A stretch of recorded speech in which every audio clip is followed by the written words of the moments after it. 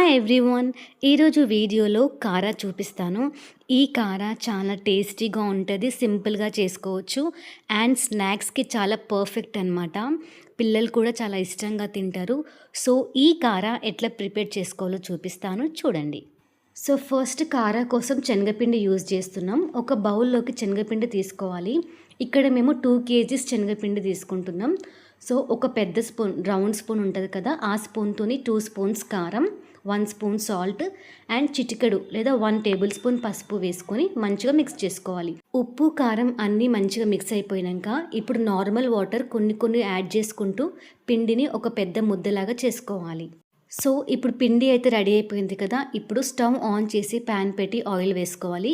Oil heat అయ్యేలోపు మనం తడిపి పెట్టుకున్న పిండిలో నుంచి ఒక చిన్న ముద్ద తీసుకొని వాటర్తో చేతిని తడుపుకుంటూ ఆ ముద్దని స్మూత్గా చేసుకొని మురుకుల బిట్టలో తగినంత పెట్టేసి ఎక్స్ట్రా ఉన్నది తీసేసి పెట్టేసుకోవాలి.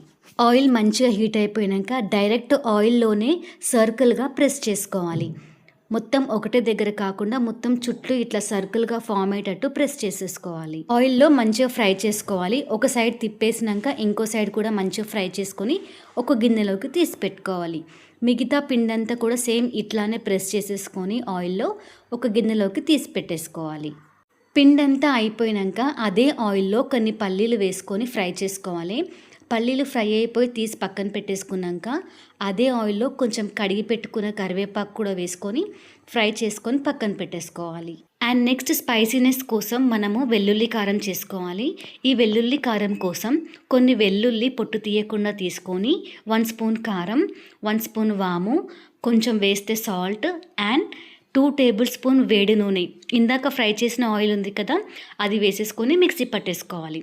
సో ఫ్రై చేసుకున్న పల్లీలు, కరివేపాకు అండ్ మిక్సీ పట్టుకున్న వెల్లుల్లి కారం కూడా వేసుకొని మొత్తం అంతా కూడా కలిసిపోయేలాగా కలుపుకోవాలి. ఫైనల్గా టేస్టీ అండ్ స్పైసీ కారా రెడీ అయిపోయింది. వెల్లుల్లి ఫ్లేవర్ అయితే చాలా బాగా వస్తుందన్నమాట. ఈ రెసిపీని మీ ఇంట్లో ట్రై చేసి ఎట్లా వచ్చిందో కమెంట్ చేయండి. Thank you so much for watching my video. ఇంకా ఎవరైనా సబ్స్క్రైబ్ చేసుకోకపోతే please like, share, comment and subscribe. Thank you.